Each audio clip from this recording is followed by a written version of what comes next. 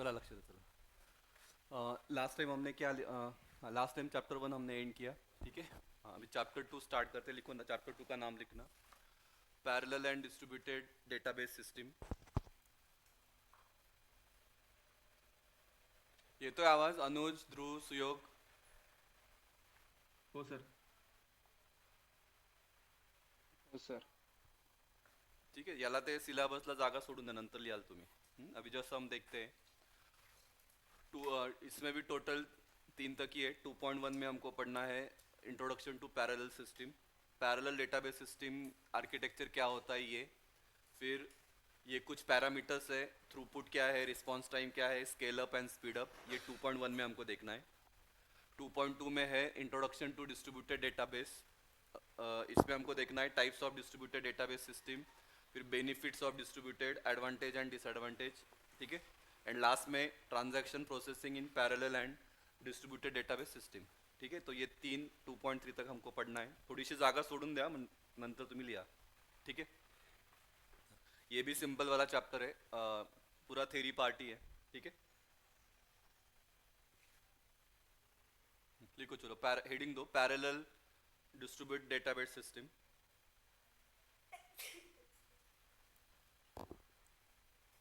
नाम ही क्या है, नाम ही क्या है, पैरेलल प्रोसेसिंग। इसका मतलब क्या, एक मल्टीपल प्रोसेसर एक साथ क्या कर रहे हैं, पैरेलल में क्या कर रहे हैं, काम कर रहे हैं. ठीक है। Parallel system refers to architectures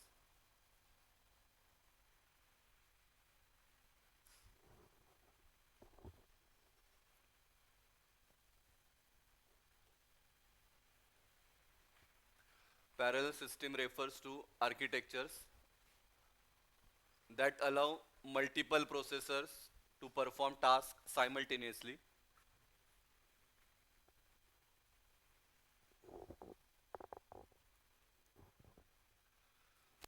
That allow multiple processors to perform tasks simultaneously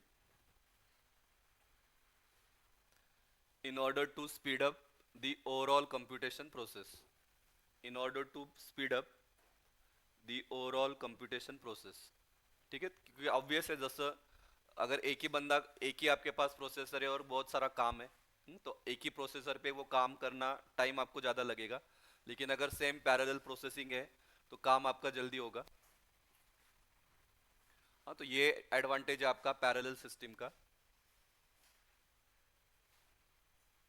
हाँ, जसं आपण टीम वर्क म्हणतो, तो टीम में जब हम काम डिस्ट्रीब्यूट करते हैं तो वो काम जल्दी होता है। सिंगल बंदा अगर उसको दिया तो वो काम को आपको ज़्यादा टाइम लगेगा।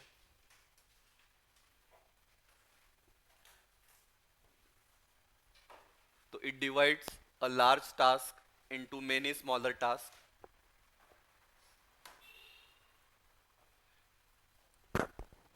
It divides a large task into many smaller tasks and executes the smaller task concurrently. Concurrently मतलब simultaneously.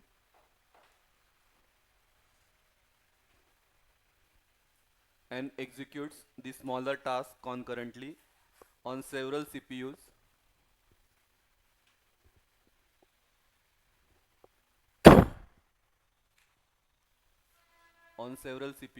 and complete it more quickly. Complete it more quickly.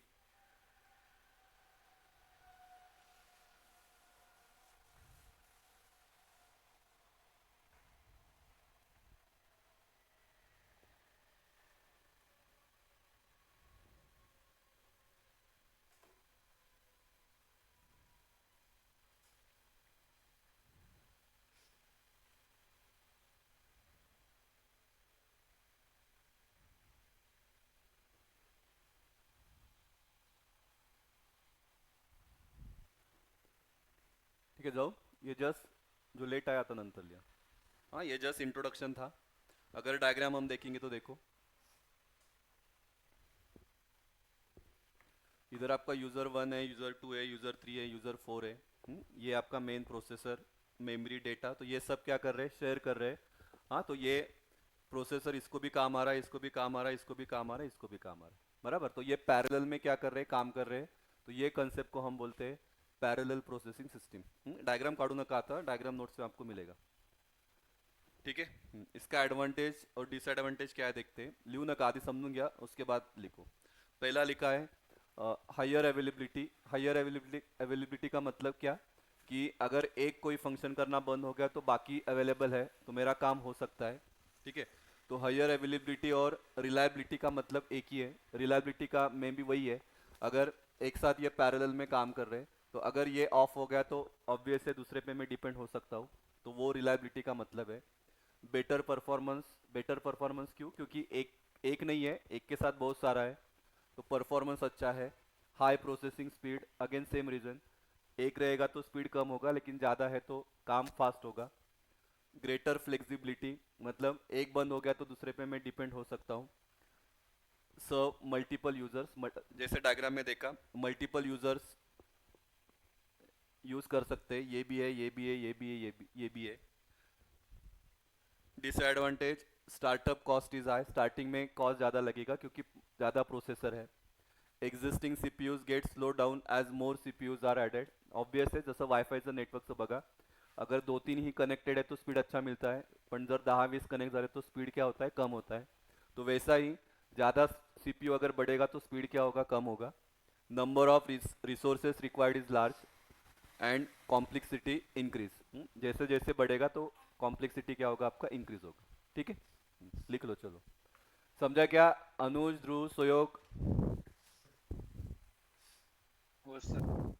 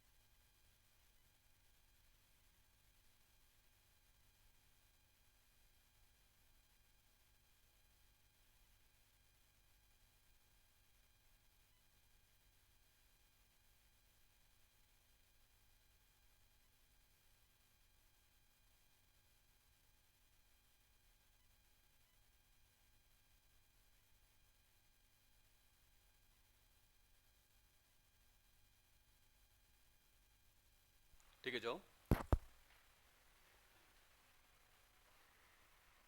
चलो नेक्स्ट दो heading, parallel database system architecture.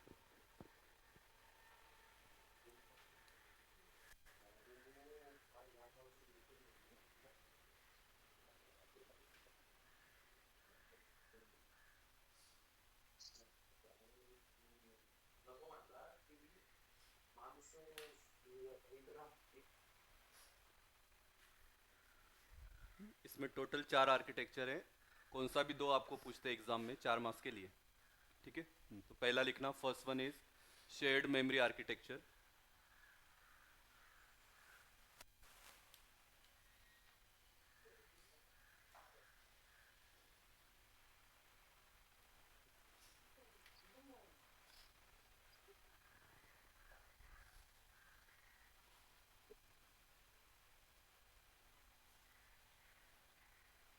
नाम ही shared memory architecture. अगर diagram दिखाता हो देखो आपको idea आएगा। ठीक है, यहाँ पे P1 P2 P3 up to n number of pieces. ठीक है, इधर है ये एक दूसरे के साथ कैसे कनेक्टेड है with the help of interconnection network.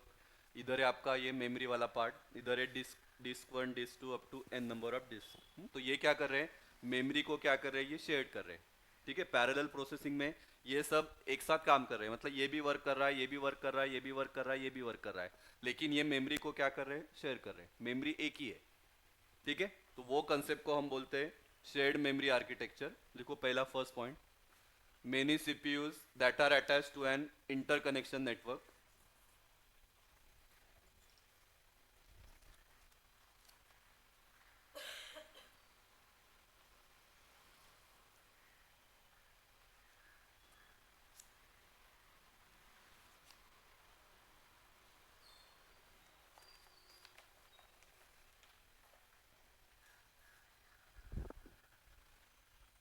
Many CPUs that are attached to an interconnection network. Second, they can share a single or global main memory and common disk arrays. They can share a single or global main memory and common disk arrays.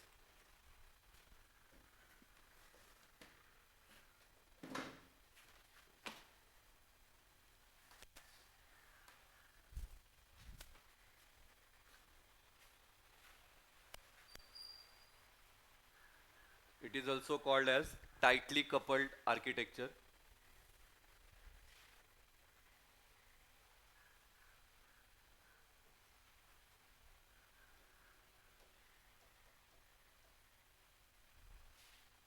OSY में भी ऐसा एक है ना model, tightly cup,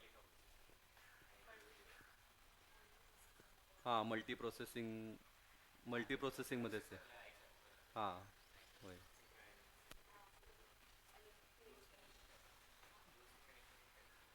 हाँ एक tightly आणि एक लूजली.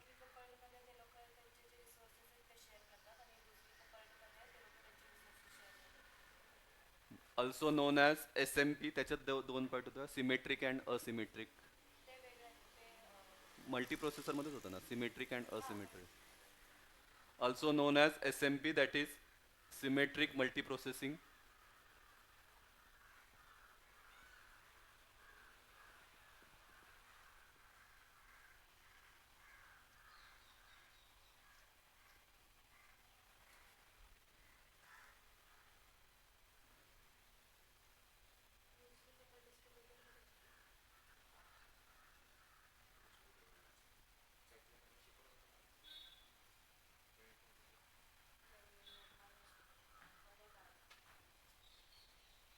मैडम ने शिकवलेलं असं लूजली कपल, ऐसा नहीं, इतना वो नहीं है लूजली कपल.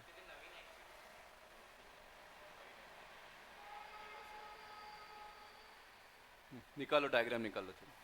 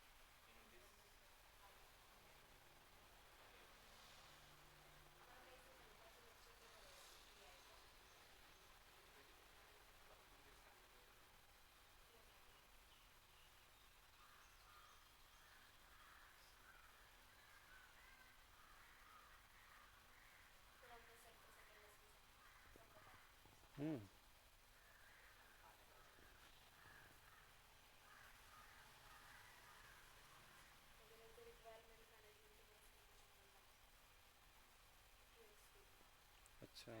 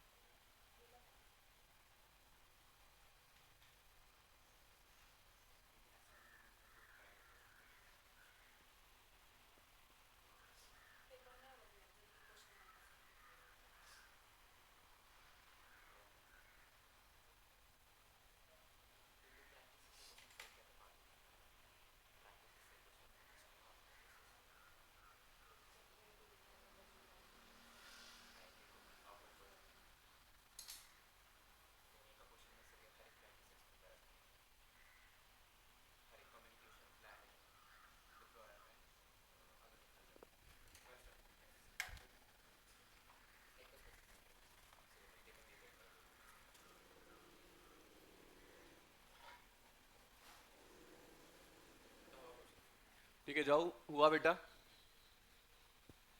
हो सर. हाँ, अजून याच्यात सिंपल सिंपल पॉइंट्स आहेत, वो लिख के नहीं दे रहा हूँ मैं, वो नोट्स में आपको मिल जाएगा. हाँ, इसका एडवांटेज लिख लो. 4 एडवांटेज दूंगा नोट्स में, अभी 2 ही लिखो. It is simple and provides load sharing.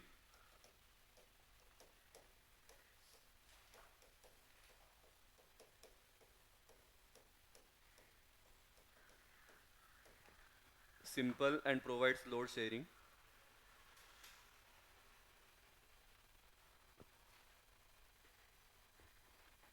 Provides high speed data.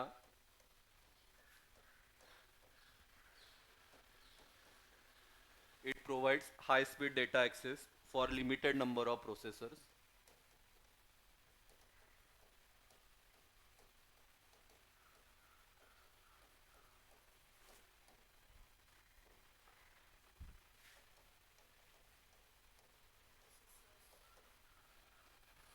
Disadvantage: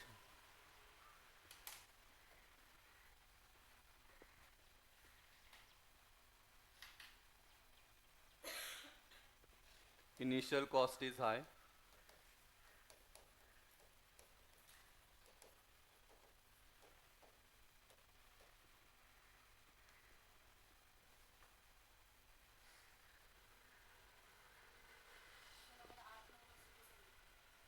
September.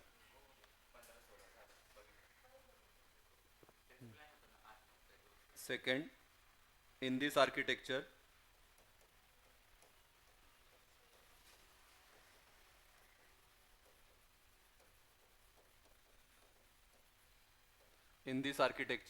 the bus or interconnection network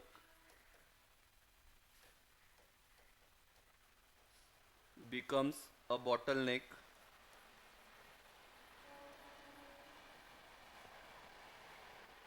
as the number of CPU increases.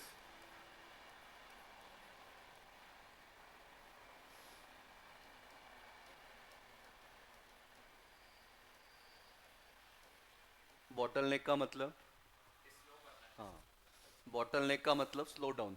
लिख लो. हाँ, जैसे हमने वो स्टार्टिंग में देखा कि ज़्यादा सीपीयू अगर बढ़ेगा तो स्पीड क्या होगा, उसका कम होगा. कधी 12-13 चं ना मग सीपीयू काय करायचं आहे. फर्स्ट, हां, फर्स्ट इयर. बरोबर.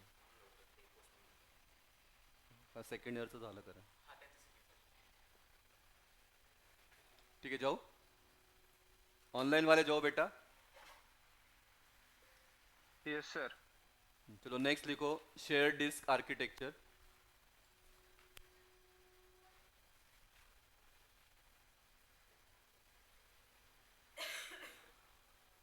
पहला था आपका शेयर्ड मेमोरी, अभी है आपका shared disc.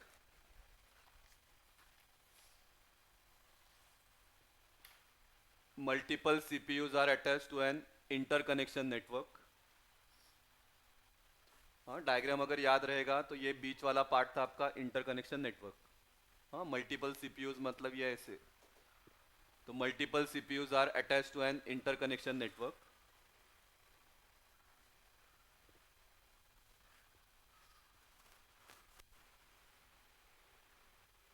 Each CPU has its own memory. अभी यहाँ पे मेमोरी सबका सेम रहे, मेमोरी सबका अलग अलग रहेगा, लेकिन डिस्क क्या करेंगे, वो शेयर करेंगे। Each CPU has its own memory but all have access to the same disk.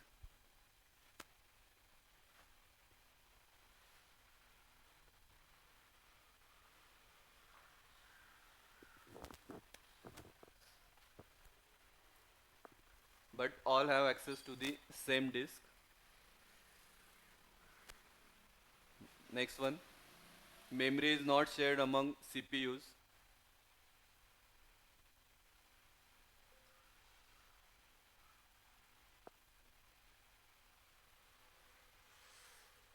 Memory is not shared among CPUs.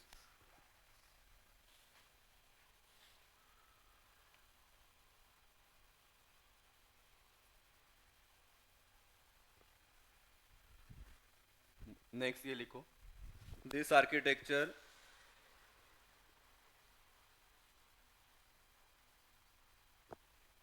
this architecture mainly used for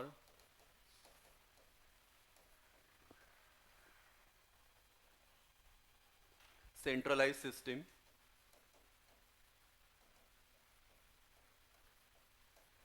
mainly used for centralized system which require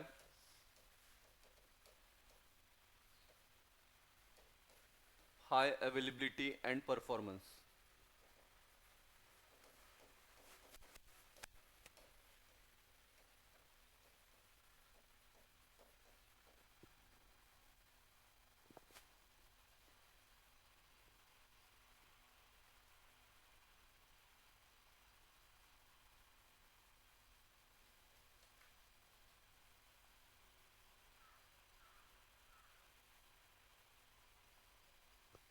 ठीक है, और इसका फिर example लिख लो, Oracle RDB.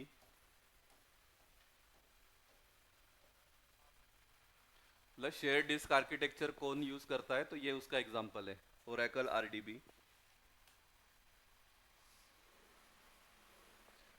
इसका भी था, इसका भी लिख लेना, ये इसका एग्जांपल लिख लो, XPRS DB-S3 वोल्कॅनो। हां, आता ते काय मला पण नाही माहिती, नावं फक्त लक्षात ठेवा। XPRS DB, हां XPRS वेगळं आहे आणि DB-S3 वोल्कॅनो वेगळं आहे।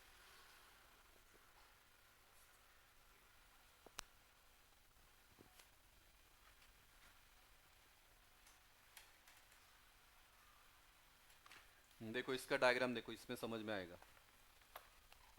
इंटरकनेक्शन नेटवर्क, ये पीसी, इसका अपना मेमोरी, इसका अपना मेमोरी, इसका अपना मेमोरी, लेकिन डिस्क स्पेस को क्या कर रही है, शेयर कर रहे हैं। तो इसके लिए इसको हम बोलते हैं शेयर डिस्क आर्किटेक्चर। ठीक है, निकाल लो चलो।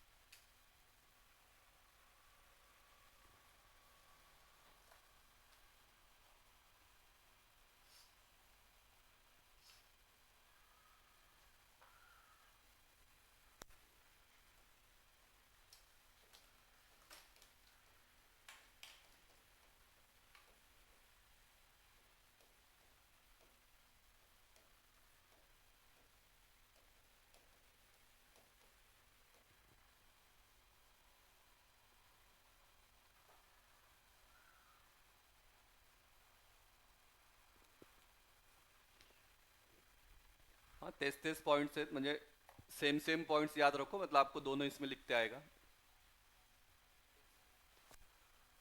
एडवांटेज में लिखा है इजी टू लोड बैलेंस, क्योंकि डिस्क क्या कर रहे हो आप, शेयर कर रहे हो, ठीक है। जब शेयरिंग होगा तो एक इस पे लोड नहीं आएगा, तो easy to load balance, high performance, high availability. Disadvantage थोड़ा सा कॉम्प्लेक्स है as compare to shared memory, और ये वाला पॉइंट तो हमने शेयर्ड मेमोरी में भी देखा, speed decreases as number of CPUs increases, ठीक आहे। तर हा त्याच्यात पण आहे, म्हणजे हा पॉइंट तर तुम्हाला लिहायचाच आहे।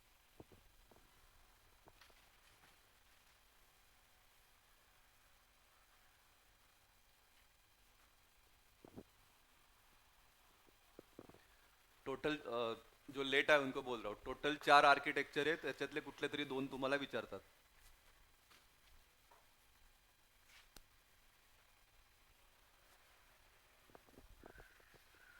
कुठल्या पेपरला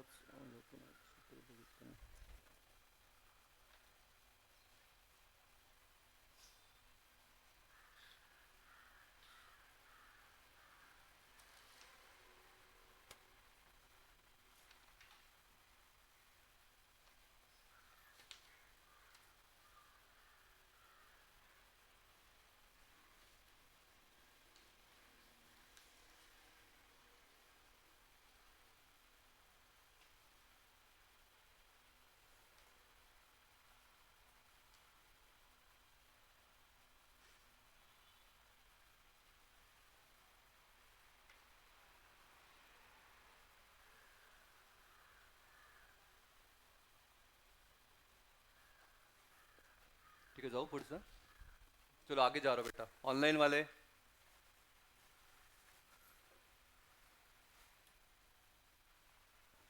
चलो third one, shared nothing architecture. हाँ नाव वेगळे आहे। शेयर्ड नथिंग आर्किटेक्चर, नाम से ही पता चलेगा। शेयर्ड नथिंग मतलब क्या, इसका अपना डिस्क अलग रहेगा और इसका अपना मेमोरी अलग रहेगा।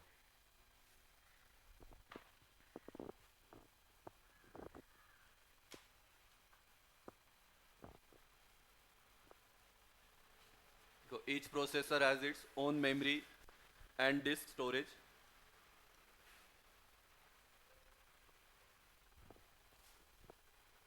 Each processor has its own memory and disk storage.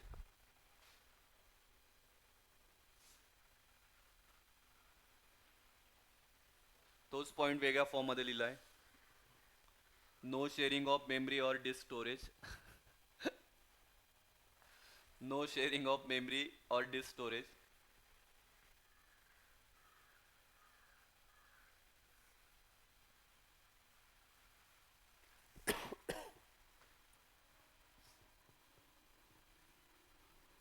Each CPU has its own copy of operating system and DBMS, क्योंकि यहाँ पे अभी आपको चॉइस रहेगा, आप आपके इससे कौन सा DBMS यूज़ कर सकते हो। जैसे ओरेकल है, SQL है, आप मोंगो DB है, आपको जो ओरेकल यूज़ करना है सिस्टम आप यूज़ कर सकते हो। ऑपरेटिंग सिस्टम भी जो हमने टाइप देखा, तो यहाँ पे ऐसा कंपल्सन नहीं है। Each CPU has its own copy of OS and DBMS.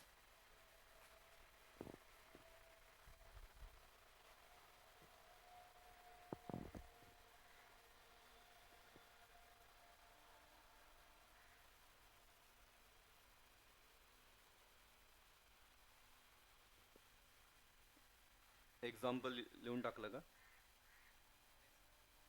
देखो और एक पॉइंट लिख के देना था मुझे।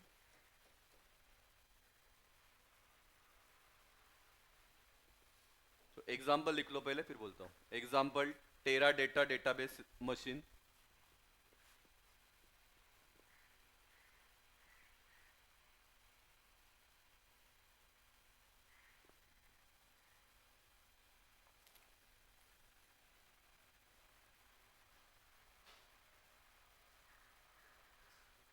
हाँ मतलब कौन सा system shared nothing architecture use करता है, वो ये एग्जाम्पल है।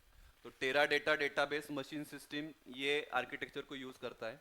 दूसरा लिखा है the grace and gamma research prototype shared nothing architecture को यूज करता है।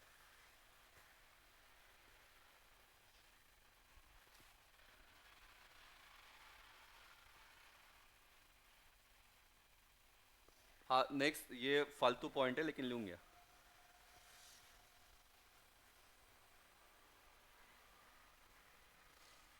The processor at one node, the processor at one node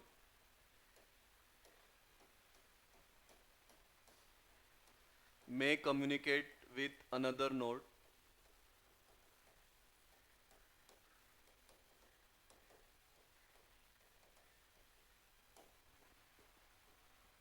using a high speed interconnection network.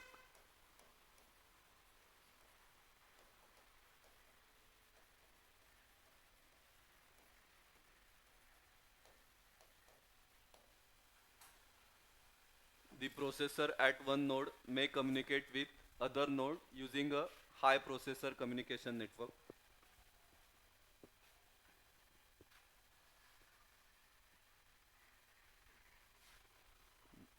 and it is also known as massively parallel processing.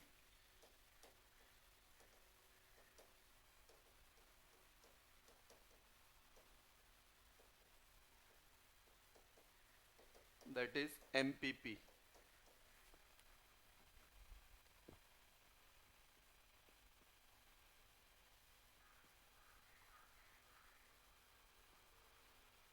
जैसे उसमें क्या था पहले, इसमें SMP था, इधर क्या है आपका MPP.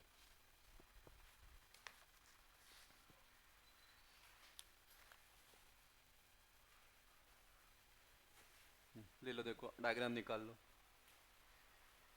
फरक कळेल बघा. नीचे कुछ भी नहीं है. पहले दो डायग्राम में नीचे या तो मेमोरी को शेयर किया था, नहीं तो डिस्क को शेयर किया था. यहाँ पे कुछ शेयरिंग है ही नहीं. हर एक पीसी का अपना अपना मेमोरी रहेगा, अपना अपना डिस्क रहेगा. इसलिए इसको हम बोलते हैं shared nothing architecture.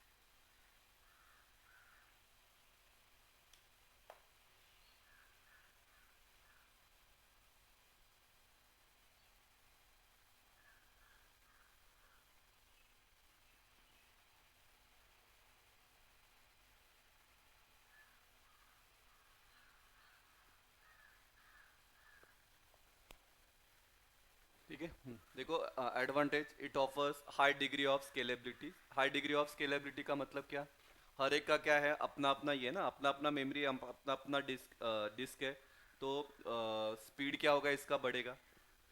It provides linear speed up and linear scale up, again वही है, ठीक है, क्योंकि ये अपना काम कर सकता है, ये अपना काम करेगा, ये अपना काम करेगा।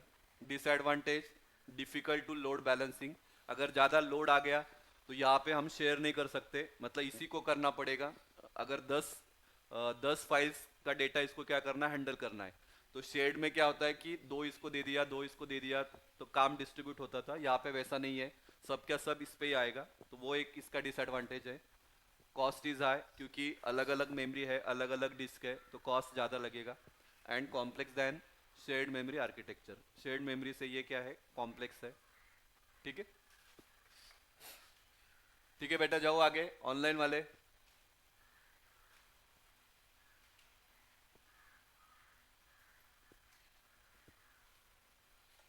चलो नेक्स्ट लास्ट वन इसमें का, हायरार्चिकल आर्किटेक्चर।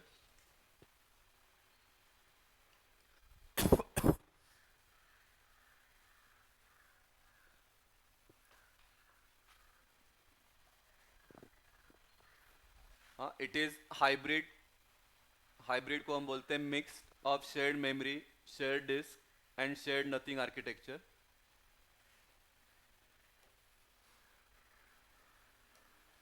तीनों का कॉम्बिनेशन है, it is hybrid of shared memory, shared disk and shared nothing architecture.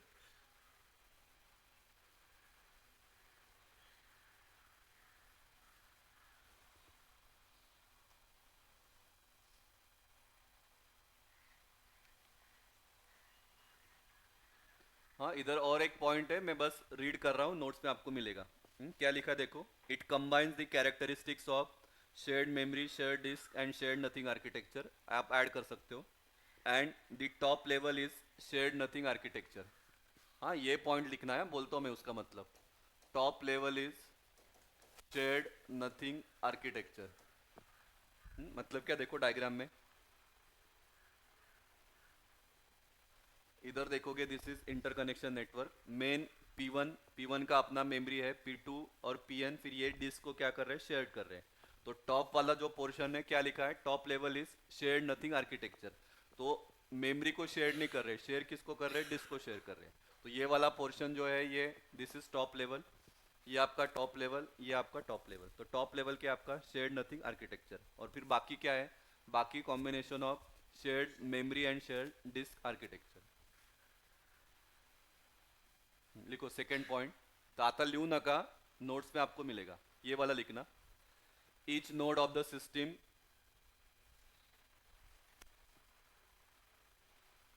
Each node of the system, node का मतलब क्या, हर एक पीसी। हाँ, डेटा कम्युनिकेशन में हमने देखा है नोड का मतलब पीसी, पर्सनल कंप्यूटर। तो each node of the system could actually be a shared memory system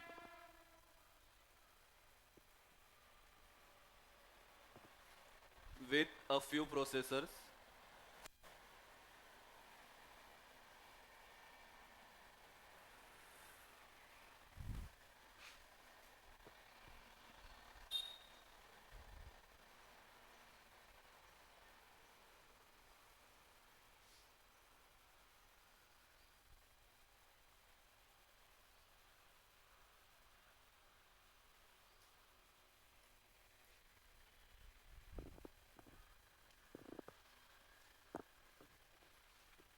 with a few processors.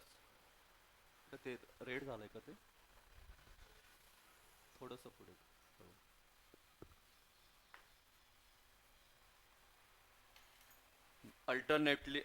alternately each node could be a shared disk system. हाँ, मतलब simple point है, क्या बोला है कि नोड आपका क्या काम करेगा, नोड आपका हो सकता है शेयर्ड मेमोरी या नोड हो सकता है आपका शेयर्ड डिस्क, दोनों में से कौन सा भी एक काम कर सकता है, क्योंकि स्ट्रक्चर का नाम ही क्या है, हाइब्रिड है। हाइब्रिड का मतलब क्या, ये होगा नहीं तो ये होगा, ये होगा नहीं तो ये होगा, और नाम उसको दिया है हायरार्चिकल।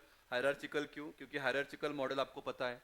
हाँ, हायरार्चिकल में ये ऐसे पेरेंट ट्री, क्या ट्री लाइक स्ट्रक्चर होता है, बराबर ना? ये इसका मेन रूट, फिर ये इसके अंदर, फिर ये वापस मेन, फिर ये इसके अंदर, तो इसको हम बोलते हैं हायरार्चिकल स्ट्रक्चर। ठीक है, तो डायग्राम में देखो आपको समझेगा, ये वैसा ही है। ठीक है, निकाल लो, चलो डायग्राम निकाल लो।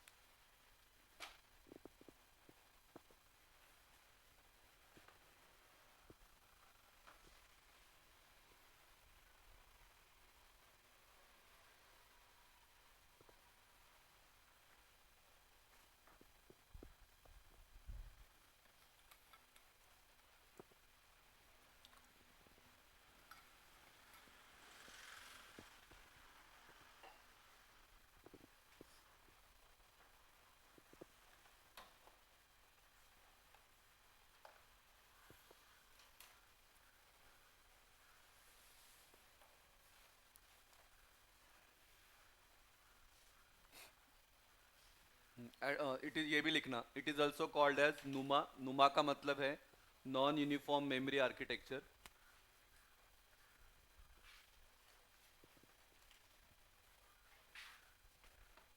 हाँ, नॉन यूनिफॉर्म का मतलब क्या, मेमोरी कभी इंक्रीज हो रहा है कभी डिक्रीज हो रहा है, ऐसा कांस्टेंट मेमोरी नहीं है। Therefore it is called non uniform memory architecture. Advantage, it improve scalability of the system, क्योंकि ये सबका कॉम्बिनेशन है।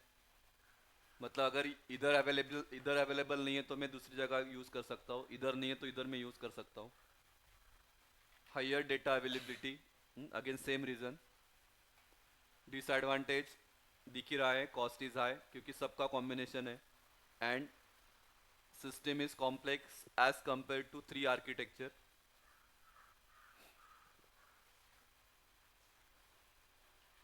ठीक है, तो 4 मास के लिए आपको चारों के चारों पूछेंगे नहीं, 4 मास के लिए आपको कौन सा भी दो पूछेंगे। ठीक है, या तो पर्टिकुलर नाम लिखा रहेगा या फिर explain parallel database system architecture any two, ऐसा रहेगा। इथेच क्वेश्चन शोधतोय मी, वाचला होता ते, आता मला सापडत नाही तो कशात।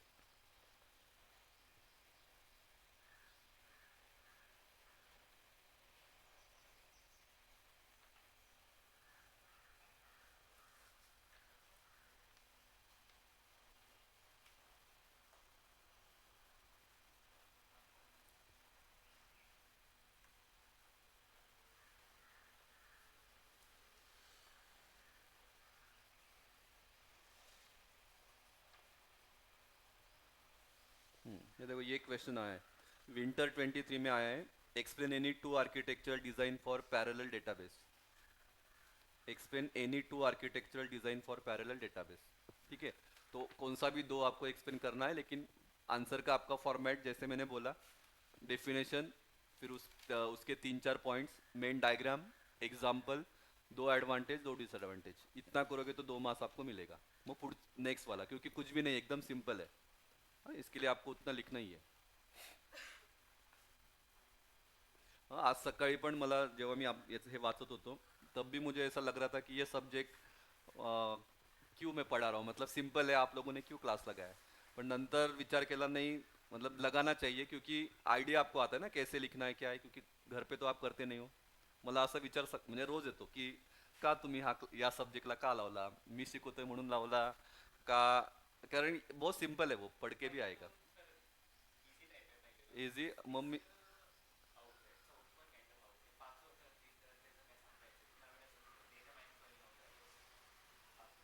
नाही रे, बाकी असं सिम्पलच आहे। मला काय बाकी काय नाही, मी जेव्हा हा सब्जेक्ट शिकवायला हे केलं ना, मला इथं याच्यातलं काही येत नव्हतं। पण ते तुमचं असं हे बघून मी शिकवायला चालू केलं। दुसरं की तुम्ही शिकू शकतात, म्हणजे तुमच्यासाठी नवीन आहे, तुम्ही शिकू शकता तर मग मी शिकू शकतो, अशा विचाराने मी घेतला। नहीं, नंतर मी विचार केला कि तुम्ही लावला, क्यों लगाया, लेकिन लगाया वो अच्छा किया, क्योंकि मेन आपको यहाँ समझ में आता है ना आंसर को कैसे लिखना है क्या है। आणि मग इथं हा सब्जेक्ट जर तुम्ही लावला तर बाकी तुम्ही दुसऱ्या गोष्टींवर फोकस करू शकतात, बाकी आप फोकस कर सकते हो ना। मतलब मैं यहाँ पे आपका प्रैक्टिस करवा के लूँगा, आपका टेस्ट रखूँगा, तो उससे आपका 2 या 3 मार्क्स तो भी बढ़ेगा। 2 आणि 3 मार्क्स जरी वाढले तो भी आपको डिग्री के लिए कितना डिफरेंस आता है वो आपको समझेगा। नेक्स्ट टाइम मला आठवण करा, वो थर्ड ईयर का अभी जो डिग्री के लिए गए उनका वो सब मैं डेटा लाता हूँ, कौन से कॉलेज का क्या कट ऑफ है जो तुम। हाँ, तो तो वो वाला फिर आपके साथ शेयर करता हूँ, म्हणजे तुम्ही अभ्यासाला लागाल कि एग्जैक्टली आपको कितना चाहिए, ये कॉलेज का अगर आपका टारगेट है तो क्या करना चाहिए वैसा। ठीक है, क्योंकि 90 मिला के भी लोगों को अच्छा कॉलेज नहीं मिला है। पर हाँ,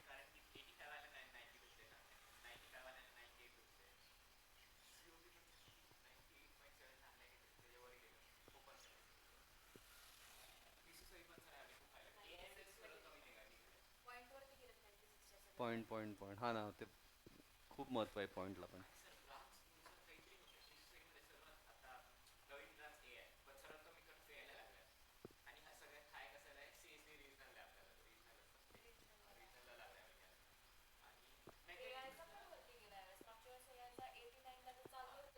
ए आयला यावेळेस 93 ना आहे ना, माझाच तो स्टुडंट आहे ऋषिकेश म्हणून, त्याने त्याला, हां ऋषिकेश,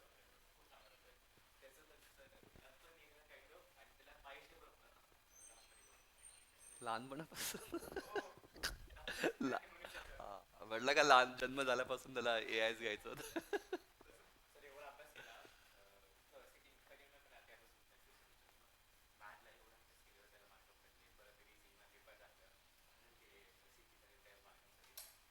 तो माझ्याकडेच होता, बोलला असेल तो माझ्या, त्याच्याच रेफरन्सने तू आलाय का?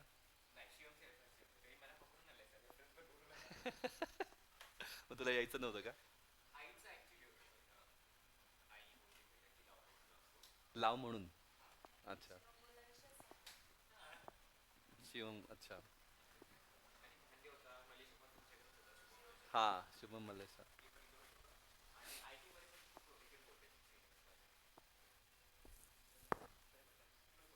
आय टीचं कोण होते मागच्या वेळेस?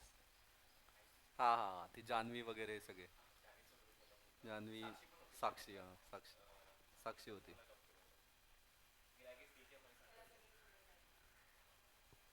ठीक है, बोलो अपन नंतर, आता रिकॉर्डिंग चालू है। हाँ, ठीक है बेटा, देखो एक बार क्या क्या हुआ, एक बार 2 मिनट दे रहा हूँ, एक बार देखो क्या है, मैं पुढे जाऊँ। हाँ, जो लेट आए ऑनलाइन में, देखो क्या क्या चैप्टर 2 हमने स्टार्ट किया। हाँ, सिलेबस भी चैप्टर 2 इजी है, सिलेबस भी पहले हमने देखा। टोटल 2.1, 2.2, 2.3 हमको पढ़ना है चैप्टर 2 में, त्याच्यातला 2.1 अभी हमने खत्म, 2.1 मतलब हाफ पार्ट हमने खत्म किया। अभी मेजर ऑफ परफॉर्मेंस ये खत्म करेंगे, मतलब आज 2.1 का टारगेट था मेरा, वो कंप्लीट हो जाएगा। नेक्स्ट लेक्चर में 2.2 पे फोकस करेंगे। ठीक है, आणि मग 2.3। तो 2.1 में आपको इंट्रोडक्शन टू पैरेलल सिस्टम में parallel database system architecture, directly architecture था, लेकिन पहले हमने देखा कि what is parallel database system, वो हमने देखा। फिर उसका ये डायग्राम पैरेलल डेटाबेस सिस्टम कैसे काम करते हैं, मतलब एक साथ मेनी कंप्यूटर्स रहेगा, वो क्या रहेगा पैरेलल में क्या कर रहा है, काम कर रहा है, तो उसको हम बोलते हैं पैरेलल डेटाबेस सिस्टम। और पैरेलल डेटाबेस सिस्टम में फिर उसके आर्किटेक्चर में फिर ये 4 टाइप है, जैसे कि यहाँ पे अगर आप देखोगे प्रोसेसर आपका एक ही है, ये प्रोसेसर है, लेकिन मेमोरी और डिस्क स्टोरेज इस पे फिर आर्किटेक्चर आपका बनता है। पहले इसमें हमने देखा कि मेमोरी क्या हो रहा है, शेयर्ड हो रहा है, तो उसको हम बोलते हैं शेयर्ड मेमोरी आर्किटेक्चर। दूसरे इसमें हमने देखा डेटा या डिस्क आपका स्टोरेज क्या हो रहा है, शेयर हो रहा है, तो उसको हम बोलते हैं शेयर डिस्क आर्किटेक्चर। तीसरे इसमें हमने देखा कि कुछ भी शेयर नहीं हो रहा है, तो उसको हम बोलते हैं शेयर्ड नथिंग आर्किटेक्चर। और लास्ट में हमने देखा हायरार्चिकल आर्किटेक्चर, या उसको हम बोलते हैं हाइब्रिड, मतलब वो सबका क्या रहेगा, कॉम्बिनेशन। ठीक है, तो ये सब हमने आर्किटेक्चर में देखा।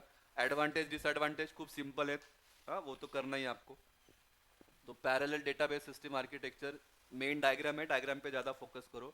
This is shared memory architecture, देखो एक ही मेमोरी है, shared memory architecture. Second one shared disk architecture, तो यहाँ पे डिस्क क्या हो रहा है आपका, शेयर्ड हो रहा है, लेकिन मेमोरी क्या रहेगा अपना, हर एक का अलग अलग मेमोरी रहेगा। थर्ड वन में शेयर्ड नथिंग में हर एक का अपना मेमोरी, अपना क्या रहेगा, डिस्क रहेगा, तो नीचे कौन सा भी पार्ट आपका शेयरिंग में नहीं है। एंड लास्ट वन है आपका हायरार्चिकल आर्किटेक्चर, जिसको हम बोलते हैं ट्री लाइक आर्किटेक्चर, जिसमें ऊपर वाला पार्ट क्या रहेगा आपका, शेयर्ड नथिंग वाला पार्ट, और नीचे वाला पार्ट शेयर्ड मेमोरी या शेयर्ड डिस्क आपका हो सकता है। ठीक है, इसका दूसरा नाम क्या है, नुमा। नुमा का मतलब नॉन यूनिफॉर्म मेमोरी आर्किटेक्चर। ठीक है, तो ये वाला पार्ट हम अभी तक हमने देखा। चलो नेक्स्ट वन लिखो, last one measure of performance. इस पे आपको 2 मार्क्स के लिए आ सकता है क्वेश्चन, सिंपल डेफिनेशंस आ सकता है।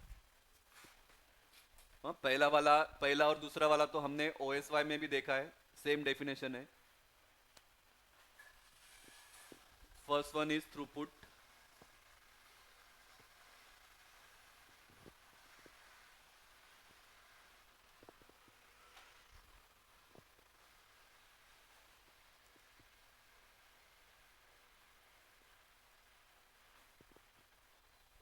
number of tasks that can be completed in a given time interval is called as throughput.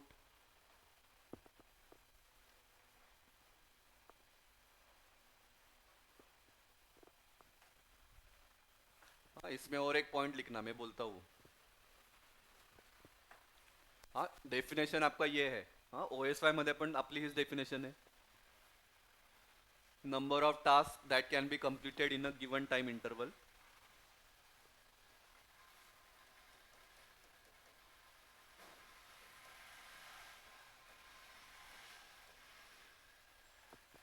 इसमें लिखो it measures the rate at which it measures the rate at which a database system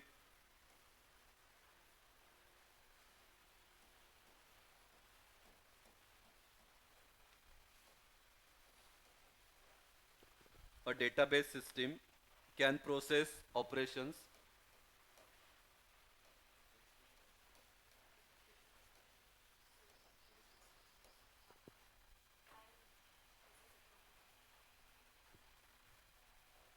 it measures the rate at which a database system can process operations। और operations क्या होता है वो लिखो bracket में, transactions, queries, insert within a given time period।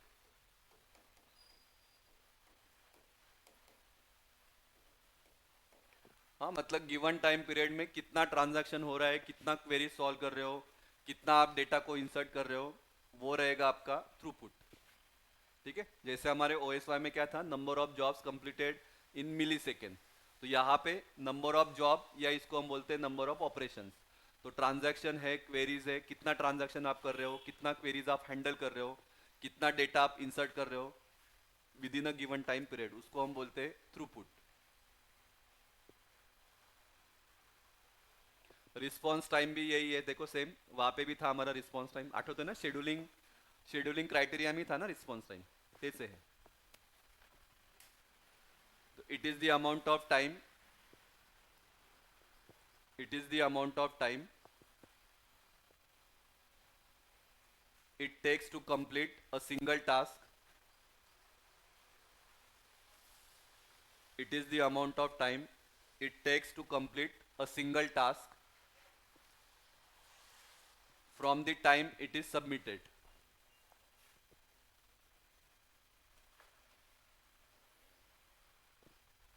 It is the amount of time it takes to complete a single task from the time it is submitted.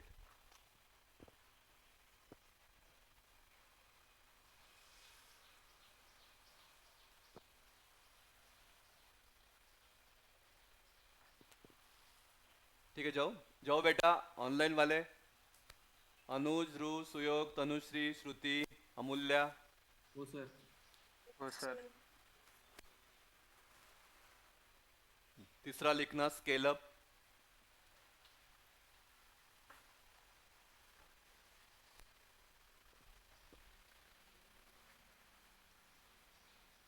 Scale up is the ability to keep.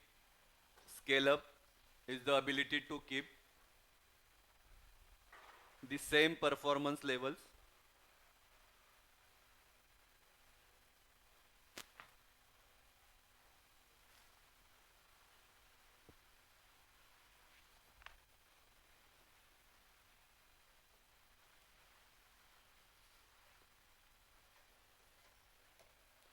ability to keep the same performance level. Bracket में लिखना response time when both workload, that is transactions, and resources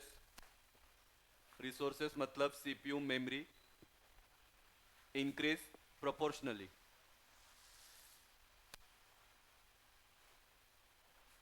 मतलब कितना भी load आने दो, performance उसका क्या होना चाहिए, सेम होना चाहिए.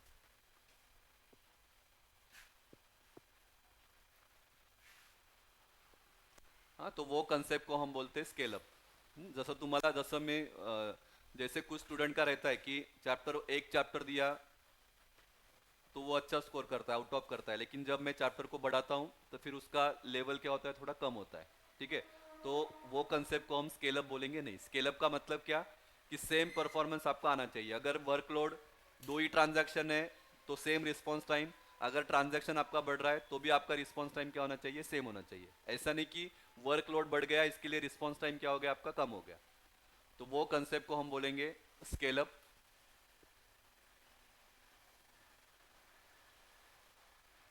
सेकेंड पॉइंट लिखना, scale up refers to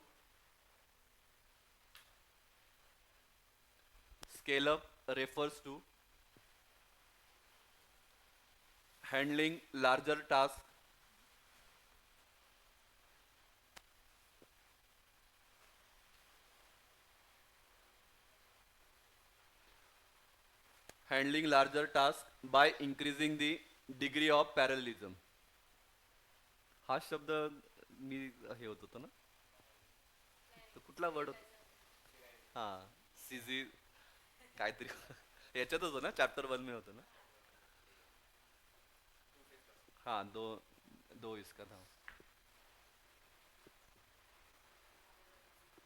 scale up refers to handling larger task by increasing degree of parallelism. किंवा अगर आप ऐसे लिख रहे हो, handling larger task by increasing the degree of parallelism is called as scale up.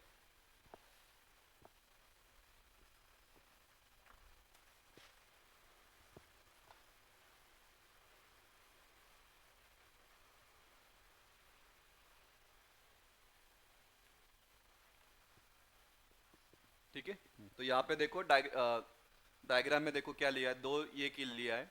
एक है आपका लीनियर स्केल अप और एक है आपका सब लीनियर स्केल अप. लीनियर का मतलब क्या, एकदम स्ट्रेट लाइन. इसका मतलब क्या, अगर वर्कलोड बढ़ रहा है तो भी ये क्या कर रहा है, आपको अच्छे से परफॉर्मेंस दे रहा है, मतलब सेम परफॉर्मेंस आपको दे रहा है.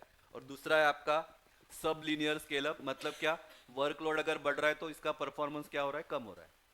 हाँ, जसं तुम्ही रीडिंग घेतात ना, एक रहता है स्टैंडर्ड वैल्यू, और जब आप रीडिंग लेते हो तो सबका आंसर स्टैंडर्ड वैल्यू के नजदीक आता नहीं है. किसका ज्यादा आता है, किसका क्या आता है, कम आता है। तो नॉर्मली हम ग्राफ ऐसे निकालते, देखो ये एक रहता है आपका स्ट्रेट लाइन मतलब इसको हम बोलते हैं लीनियर, ठीक है, और एक वाला रहता है आपका ऐसा। हाँ, तो इसको हम बोलते हैं नॉन लीनियर। नॉन लीनियर का मतलब क्या, कभी इंक्रीज हो रहा है, कभी डिक्रीज हो रहा है, कभी इंक्रीज हो रहा है, कभी डिक्रीज हो रहा है, लेकिन ये वाला क्या है आपका एकदम कांस्टेंट है। तो यहाँ पे देखो लीनियर स्केल अप क्या है आपका, कांस्टेंट है। सब लीनियर क्या है आपका, डिक्रीज हो रहा है, ठीक है। और ये ग्राफ कैसा है, नंबर ऑफ रिसोर्सेस वर्सेस क्या है, number of transaction per unit time, ठीक है। तो नंबर ऑफ रिसोर्सेज भी बढ़ रहा है और नंबर ऑफ ट्रांजैक्शन भी क्या हो रहा है, बढ़ रहा है, लेकिन परफॉर्मेंस क्या है, सेम है। तो वो कंसेप्ट को हम बोलते हैं लीनियर स्केल अप। और दूसरा है आपका सब लीनियर स्केल अप। तो scale up increases throughput, obvious है, थ्रूपुट को ये क्या करेगा, इंक्रीज करेगा, ठीक है। निकालो चलो, समझा क्या ऑनलाइन वाले।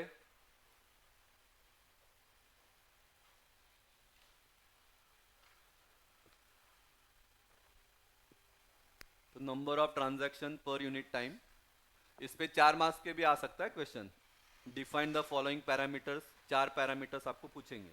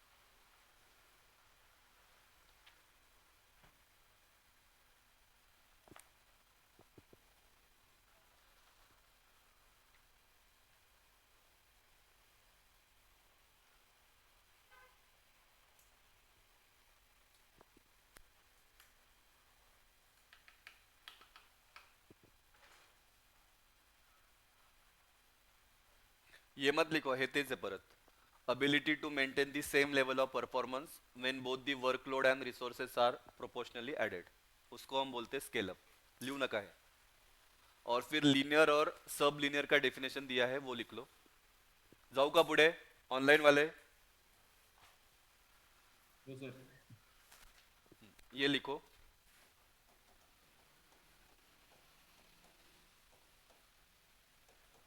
linear scale up. Scale up is linear if the resources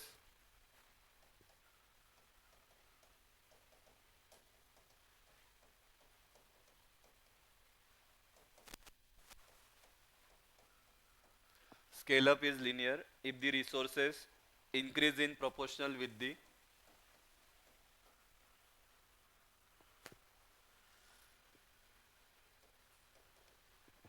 increase in proportional with the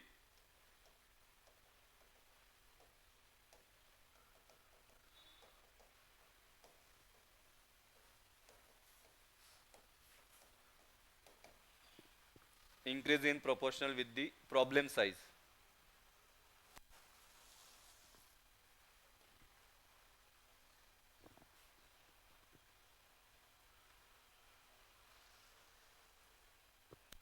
और दूसरा लिखना सब linear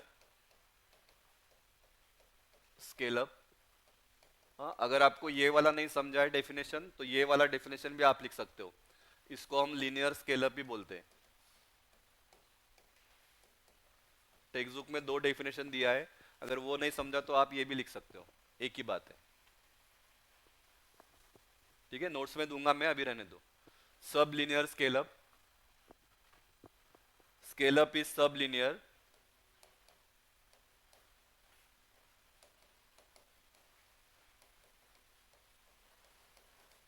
if large system, large problem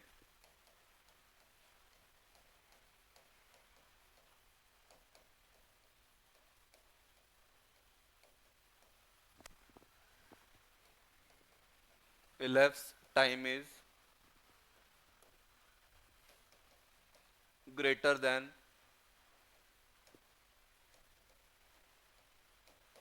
small system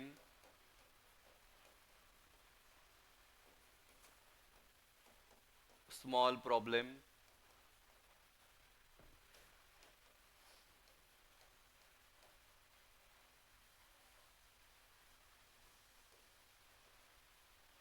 हाँ बोलता हूँ इसका मतलब बोलता हूँ पहले लिख लो आप ELA स्पेलिंग कुछ गलत लिखा क्या मैंने?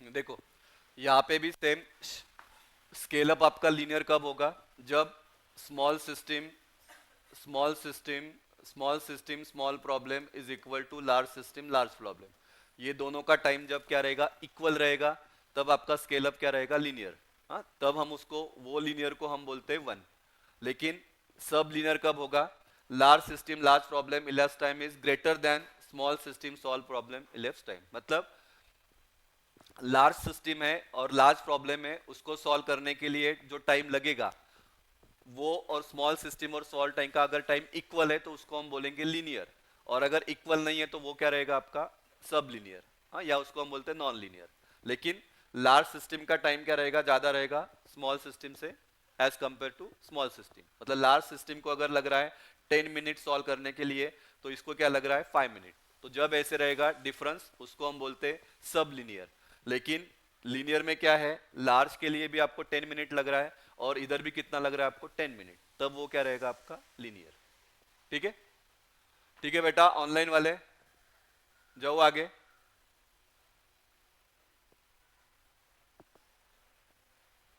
चलो लास्ट वन लिखना स्पीड अप ये भी सिंपल है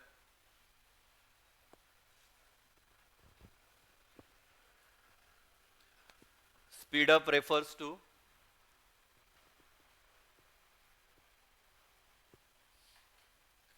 speed up refers to the ability to reduce response time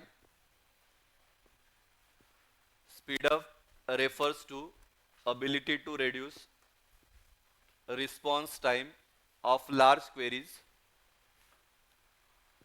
ability to reduce response time of large queries by adding more resources by adding more resources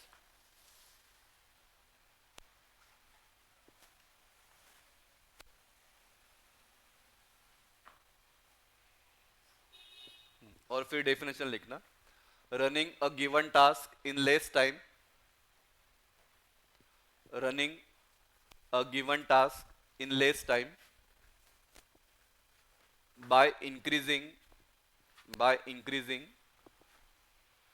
the degree of parallelism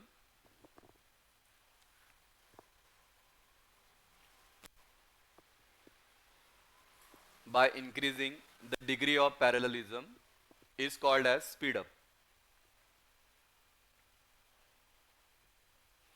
बहुत simple है यार अगर for example मला जर 50 paper check करायचे आहेत मी जर एकटा चेक करत असेल तो ऑब्वियस है टाइम ज़्यादा लगेगा लेकिन अगर मेरे पास रिसोर्सेस है 5 लोग हैं तो मैं क्या करूँगा 10 पेपर इसको 10 पेपर इसको 10 पेपर इसको 10 पेपर इसको तो ऑब्वियस है स्पीड क्या होगा मेरा बढ़ेगा और काम जल्दी होगा तो उसके लिए मैंने क्या किया रिसोर्स को क्या किया ऐड किया ठीक है और by increasing the degree of parallelism मतलब एक साथ पॅरलल में ये काम कर रहा है तो मेरा काम जल्दी होगा म्हणजे जर मला इथं 1 तास लागत असेल तर मला इथं काय होईल अर्धा तासात माझं काम होईल तो ये कंसेप्ट को हम बोलते हैं स्पीड अप ठीक है ओके का ऑनलाइन वाले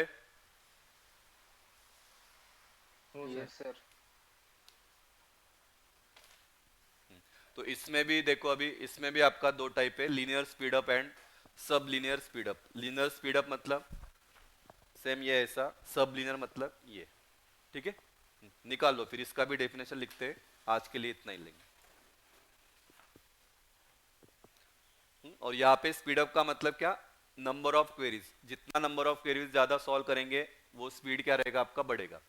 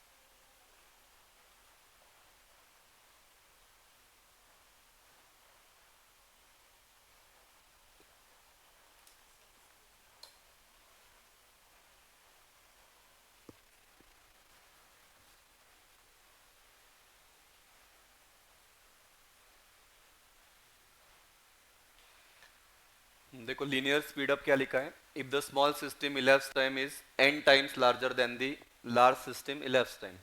n का मतलब क्या है, नंबर ऑफ रिसोर्सेस। अगर सिंगल सिस्टम एक जॉब कर रहा है उसको टाइम कितना लग रहा है, 10 सेकेंड। लेकिन अगर हमने लार्ज सिस्टम लिया जिसमें लार्ज सिस्टम में हमने क्या किया, रिसोर्स को क्या किया, बढ़ाया। तो रिसोर्स मैंने कितना लिया, 10 रिसोर्सेस लिया। तो 10 रिसोर्सेस वो जॉब कितने टाइम में करेगा। अगर सिंगल सिस्टम कर रहा है जिसको टाइम लग रहा है 10 सेकेंड, और मैंने क्या किया, रिसोर्सेज बढ़ाया, तो मैंने क्या किया, 10 रिसोर्सेज बढ़ाया, तो 10 रिसोर्स में वो केस में वो कितने टाइम में होगा, 1 सेकेंड में होगा, 1 सेकेंड में होगा ना। तो सिंगल सिस्टम को टाइम लग रहा है 10 सेकेंड।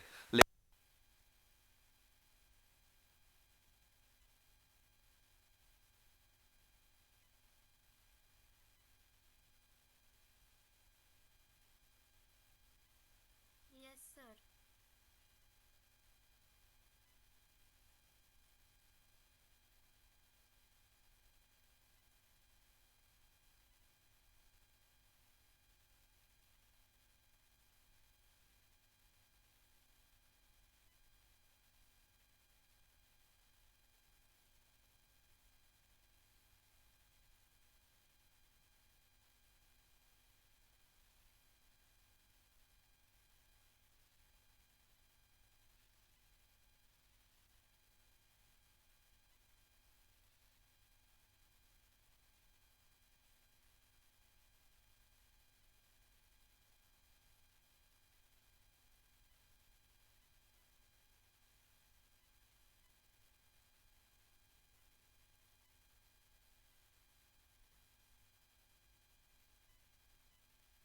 Yes sir. हो सर।